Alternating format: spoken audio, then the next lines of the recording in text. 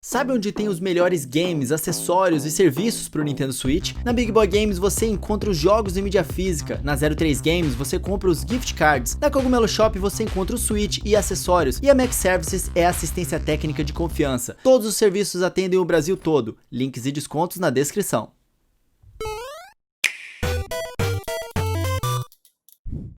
Olá meus amigos, eu sou o Coelho no Japão, sejam muito bem-vindos a mais um compilado de análises de jogos para o Nintendo Switch. Esses vídeos são bem difíceis de fazer, eles são muito úteis para a comunidade, já que a gente junta os jogos que o pessoal aqui da equipe jogou ao longo desses meses e fazemos um videozão informando várias coisas dos jogos que foram terminados até o fim. Cada jogo tá listado aqui na descrição se você quiser pular diretamente para ele, então eu agradeço demais se você puder deixar o seu like, se inscrever aqui no canal, ativar o sininho de notificações, que quase 40% das pessoas que assistem aqui o canal não estão inscritas. Muito obrigado a todos vocês que puderem dar esse apoio aí. Nessa edição a gente vai analisar vários jogos que foram lançados em junho para o Nintendo Switch, além de bater o recorde de jogos analisados em um mês. E a gente espera não bater de novo tão cedo, porque olha, deu muito trabalho para a equipe aqui, para todo mundo produzir isso aqui. São 11 jogos e eu ainda analisei o Clubhouse Games, que foi o grande jogo da Nintendo para junho, em um vídeo completamente separado, então dá uma olhada lá se você quiser saber. Teremos as seguintes novidades aqui nas nossas análises. Novos selos para informar vocês melhor. O primeiro deles é melhor jogo para um público específico, porque às vezes um jogo é super recomendado para alguém que é muito fã de certo gênero, mas que a gente sabe que não é um jogo para todo mundo, como o destaque do mês, por exemplo. O selo de poderia ser melhor. Aquele jogo que tinha potencial, mas teve aquela pedrinha no sapato que fez o jogo tropeçar um pouquinho. E a segunda novidade é julgamento do preço. Nas nossas análises aqui agora a gente vai colocar se a gente acha o jogo caro, se ele poderia ser um pouquinho mais barato, se ele tá com um preço justo pelo que ele oferece, se ele tá barato ou se é uma pechincha pro conteúdo que aquele jogo tem. Obviamente tudo baseado nas nossas opiniões aqui da equipe, beleza? O primeiro jogo que vamos analisar é Ninjala, mas antes eu gostaria de agradecer a Big Boy Games que está apoiando aqui esse vídeo. Você pode encontrar vários jogos para Nintendo Switch e outras plataformas também em promoção lá agora em mídia física. O link da página para as promoções está aqui na descrição, assim como o link dos jogos que estão em promoção e são os jogos que eu recomendo. Você pode pegar lá na Big Boy Games esses jogos, eles estão com um bom preço em promoção e só de você entrar no link para poder conhecer a loja, você também já apoia o nosso trabalho aqui no canal. Então conto com vocês, beleza amigos? Vamos para a primeira parte do nosso vídeo, que são os destaques. Começando com Ninjala, que é a nossa dica do mês e destaque do mês.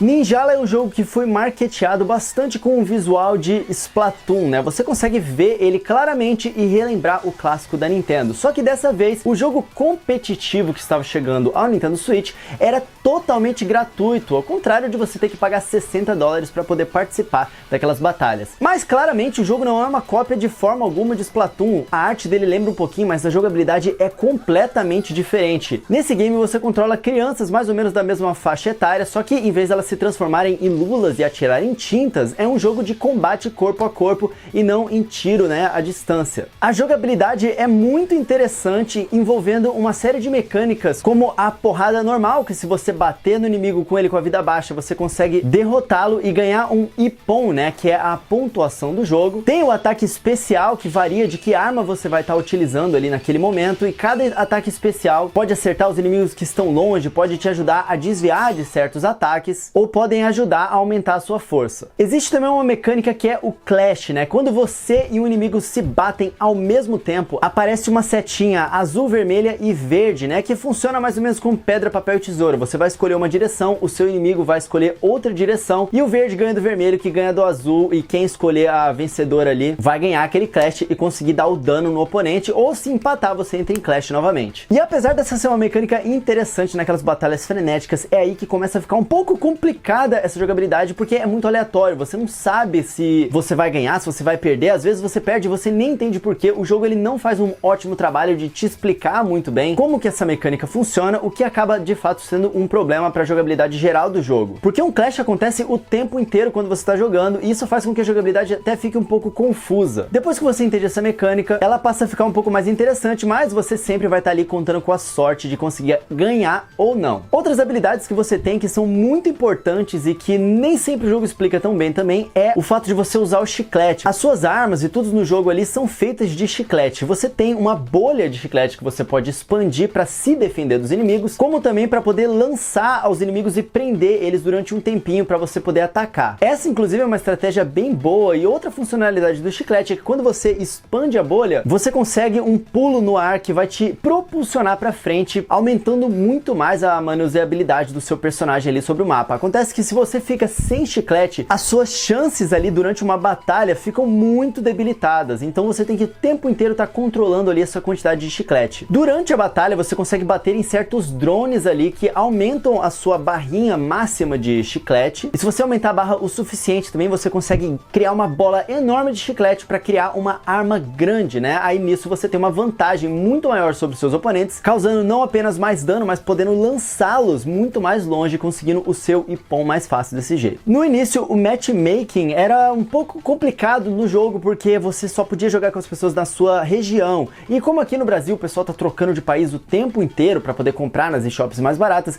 às vezes era um pouco difícil você jogar com os seus amigos, mas agora eles resolveram isso e o matchmaking é global. De certa forma eu imaginei que isso fosse dar um pouco de problema de lag, mas eu achei que o matchmaking tá bem completo e eu não tive muitos problemas de lag com o jogo até agora. De vez em quando eu acho que eu estou batendo no oponente, mas de repente ele se teleporta ali e não aconteceu nada, mas isso acontece bem pouquinho. No geral a experiência é bem lisa e eu tô gostando bastante de jogar Ninjala. Eu acho que para jogadores novatos o grande problema é que ele pode ser um pouco complexo e muita coisa acontecendo ao mesmo tempo, e outro problema que o jogo tem é que a quantidade de fases diferentes que você tem para jogar é bem limitada, só começou com 2 fases e eles prometeram expandir isso ao longo do tempo. Uma das fases é bem grandona e aí nela é um pouco mais difícil de você encontrar os seus oponentes, né? E você tem que ficar prestando bastante atenção no mapinha. No canto inferior esquerdo do mapa você encontra uns indicadores ali que aparecem um fogo. Se o fogo aparecer na direita é porque tem algum inimigo na sua direita. Se esse fogo começar a ficar cada vez mais amarelo e vermelho, significa que o seu inimigo está bem próximo de você. Isso o jogo também não explica muito bem, mas à medida que você vai aprendendo a utilizar isso, a jogabilidade fica mais fácil, fica melhor de você navegar ali naquele mapa para encontrar os seus oponentes. Na fase que é muito pequenininha, você encontra pessoas o tempo inteiro, então se você tá meio perdido ali, toda hora vai voar alguém no teu pescoço e bater em você e você vai ficar meio tonto. Mas eu acho que com um pouco de treino, de você jogando ali umas 2, 3 horas, você consegue já pegar o jeito e o jogo fica bastante satisfatório. Você se sente mesmo um ninjinha ali lutando, e eu gostei bastante do flow de gameplay e é muito legal jogar online com as pessoas, e é um jogo completamente gratuito que não precisa do Nintendo Switch Online, então nem que seja para testar o jogo eu acho que vale a pena. No geral, eu gostei bastante de Ninjala. O preço padrão dele é gratuito, até mesmo para o Nintendo Switch Online.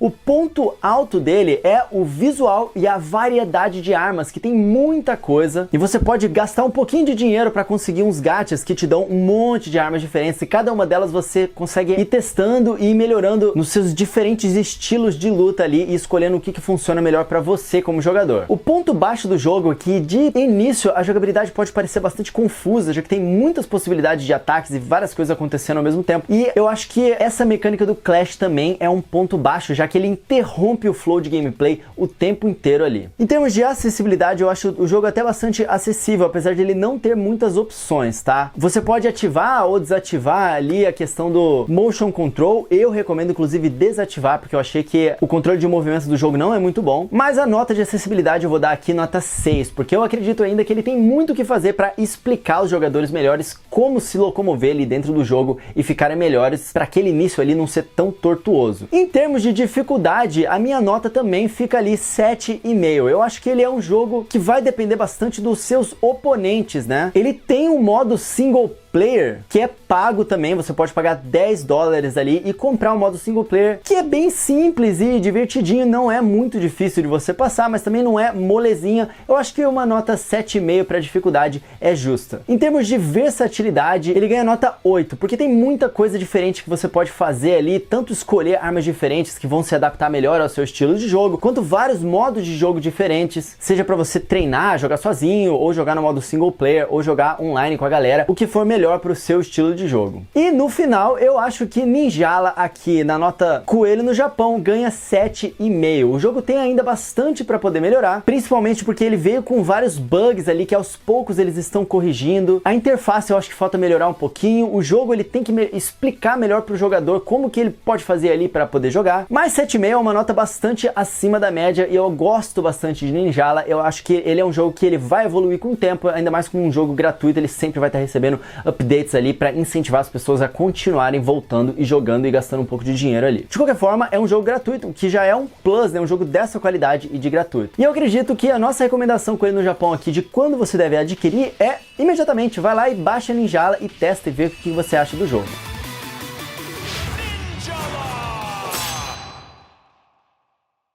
Agora, meus amigos, para a segunda análise desse vídeo aqui, eu quero falar para vocês de The Legend of Heroes Trials of Cold Steel 3.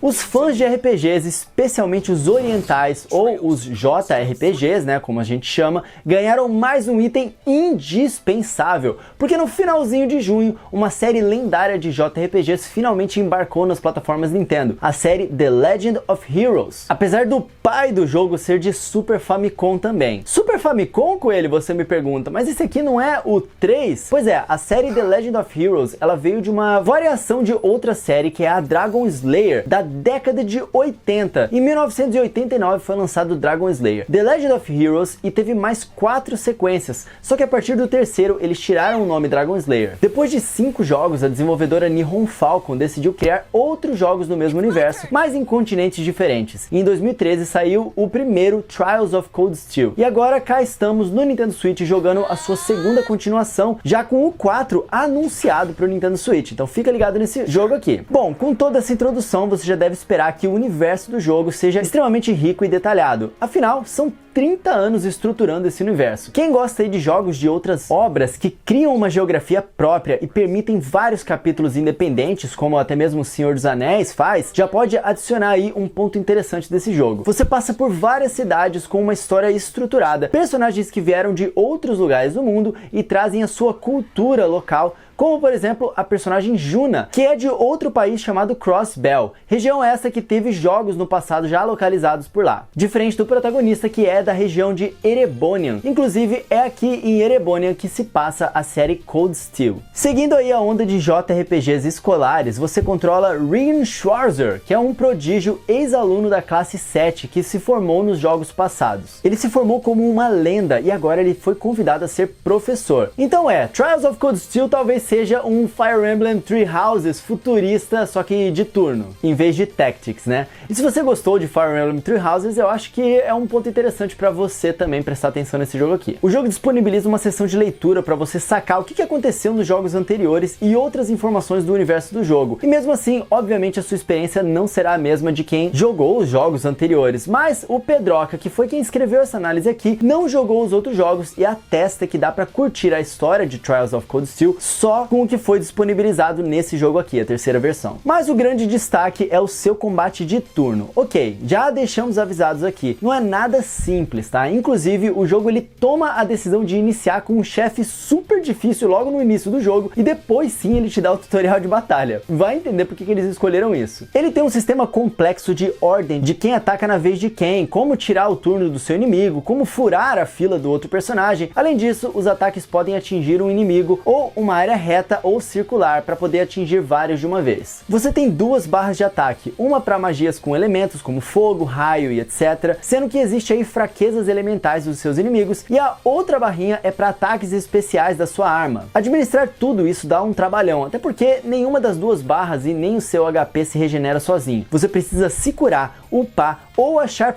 pontos de recuperação. Isso fora uma infinidade de efeitos como envenenamento, quebra de armadura, confusão e etc. É um sistema muito amplo e que vai te fazer estudar ao longo de todo o jogo, o que é bom, ele te força aí a estar sempre melhorando. Mas se você não é tão experiente, relaxa, porque o jogo tem 5 opções de dificuldade, 2 abaixo da normal. A trilha sonora do jogo é boa, apesar de nada ultra mega espetacular, só que dá pra grudar na sua cabeça como um bom RPG deve fazer. Os gráficos do jogo talvez sejam sejam o seu ponto baixo, especialmente na dock, quando você está jogando com o Nintendo Switch conectado na televisão. A gente recomenda muito que você jogue no modo portátil, e não é o problema do port não, tá? O gráfico ele é fraquinho até mesmo na versão de PlayStation 4 desse jogo. E isso nos leva a outro problema. O jogo ele tem o preço cheio, né? O seu visual dá a entender que ele não vale esse preço cheio, mas é só o visual que não corresponde aos 60 dólares. O jogo é muito completo e bem feito, mas quem é fã de JRPG pequeno já sabe que esses jogos precisam meio que cobrar valores altos, né? Já que é um público de nicho, eles não vão atingir uma galera gigantesca, e são jogos mesmo feitos para os fãs. Trials of Cold Steel 3 é mais uma série renomada de um público menor,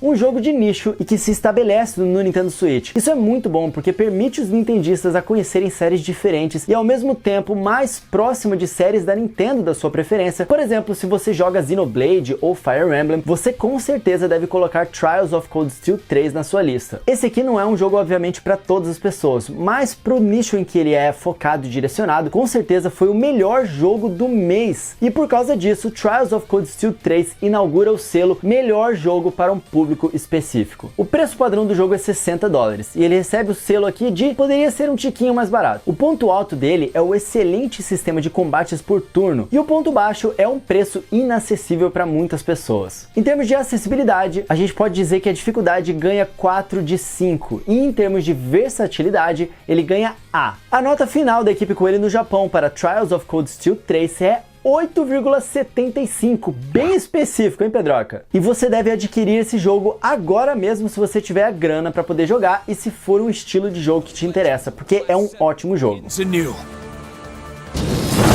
Trials of Cold Steel 3. Agora vamos para o nosso primeiro Review Light Reel 1, que são pequenas análises de jogos menorzinhos ali que lançaram um pouco mais rápido do que essa mais completa que a gente fez agora. E o primeiro jogo é Pokémon Café Mix. Link Pokémon icons by swirling them around in this unique puzzle game. O novo spin-off puzzle de Pokémon traz um visual belíssimo com todo o carisma do mundo. Porém, o seu gameplay aparenta ser daqueles jogos que não tem mais o que inventar, já que até explicar do que se trata o seu gameplay já fica difícil. Entretanto, ele acaba surpreendendo positivamente, sendo mais difícil e estratégico do que aparentava, já que o seu trailer dava a entender que era só ficar chacoalhando na tela ali do Switch sem sentido algum. Já o que surpreende negativamente é a sua customização e interações fora das missões. A gente até brincou aqui que era um Animal Crossing no sentido de customizar a sua lanchonete, mas é bem limitado nesse sentido, tá? É um jogo gratuito, muito bem polido, tem bons visuais, a arte dele é muito linda e a performance dele é boa também, só que sofre muito para poder sair da zona do é divertidinho ou dá para passar um tempo. Se apenas isso já é o suficiente ou não para você baixar, fica a sua escolha, mas definitivamente existem opções melhores de puzzles para você poder jogar no Switch. O preço padrão do jogo é gratuito. O ponto alto dele é o estilo artístico desnorteante, muito lindo, e o ponto fraco dele é que é um jogo meio fraquinho mesmo fora das missões, né, que você vai jogando ao longo das partidas para ir evoluindo. Agora, em acessibilidade, a dificuldade do jogo é 2 de 5. Em termos de versatilidade, a gente dá aqui a nota B. E se você estiver disposto a pagar para poder jogar o jogo, essa nota de versatilidade sobe para S, porque a quantidade de opções aumenta muito mais. Mas estamos analisando aqui a versão gratuita e a nota final da equipe Coelho no Japão para Pokémon Café Mix é 7,5 de 10. E a nossa recomendação é que você adquira esse jogo quando der. Se você tiver um pouco de interesse, não precisa de nenhuma pressa. Pokémon Café Mix. Agora a próxima análise que a gente traz para vocês é de Warborn.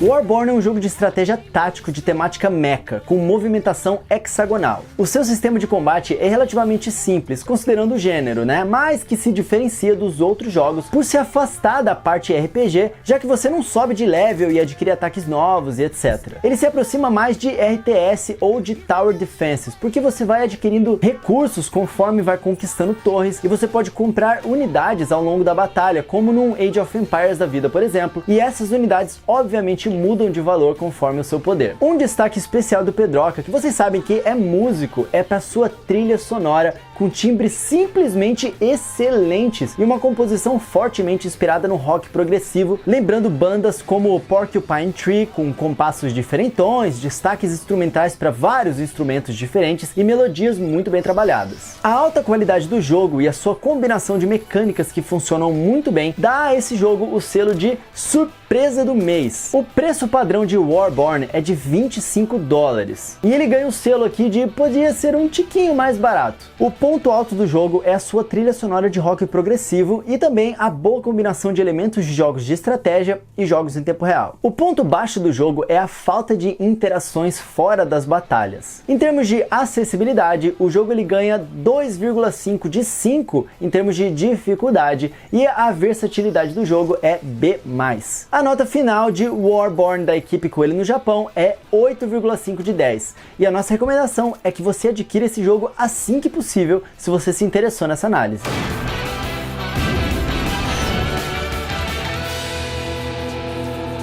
A próxima análise que trazemos para vocês é a versão de Nintendo Switch de Star Wars Episode 1 Racer.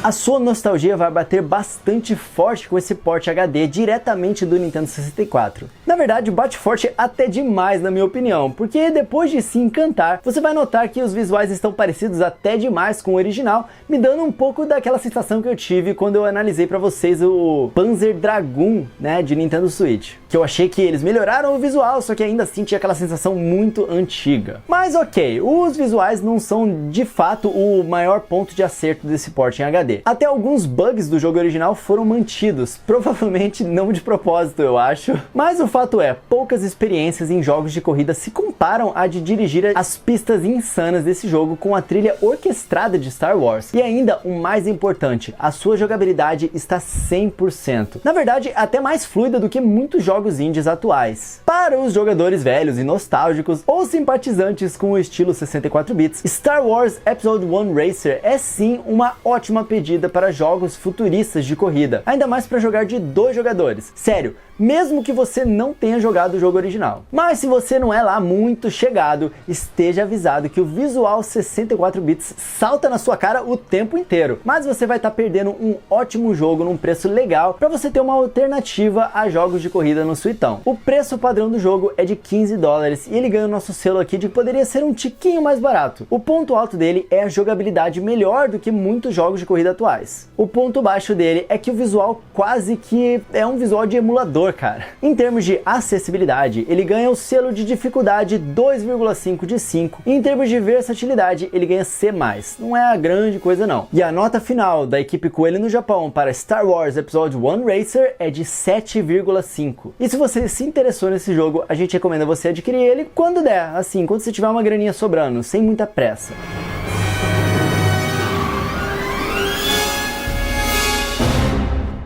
Agora, meus amigos, nós vamos dividir esse vídeo aqui em 2 partes, já que essa primeira parte pode ter ficado um pouquinho longa e a gente ainda tem vários jogos que lançaram em junho para o Nintendo Switch que a gente analisou aqui para vocês, beleza? Então, se vocês puderem, não deixem de deixar um like aqui nesse vídeo, compartilhem o canal com as pessoas, cara, por favor. Se cada um de vocês convencerem uma pessoa a se inscrever aqui no canal, a gente rapidamente consegue crescer tudo isso aqui e podemos trazer essas análises para vocês aqui que, cara, é difícil, tá? É difícil. Pouca gente consegue jogar, terminar tantos jogos assim, ter uma equipe para poder produzir isso aqui com essa qualidade para vocês, beleza? Agradeço demais se vocês puderem entrar aqui no link da Big Boy Games para vocês darem uma olhadinha nos jogos em mídia física que eles têm lá em promoção, que pode valer a pena para vocês. E eu agradeço demais também a sua audiência até aqui. A Big Boy Games é a loja brasileira que tem o maior acervo de jogos Nintendo, seja do Nintendo Switch, seja do Wii, de 3DS e até mesmo DS. E eles compram e vendem jogos usados. Então, se você tem alguns jogos usados que você quer se desfazer de forma fácil, entre em contato com eles lá também. O link deles de fato está aqui na descrição. Vocês podem me encontrar nas redes sociais @RodrigoCoelhoC, tanto no Twitter quanto no Instagram. Eu espero vocês por lá e também na twitch.tv/Coelho no Japão. Vem assistir uma live aqui comigo, vamos bater um papinho direto, beleza, amigos? Eu vou ficando por aqui, a gente se vê na parte 2. Não deixe de assistir, ativa o sininho aqui no canal para vocês não deixarem de serem notificados, porque vocês sabem como é que funciona o YouTube. Eu vou ficando por aqui, um tapa na pata do coelho para dar sorte e até as próximas análises. Valeu!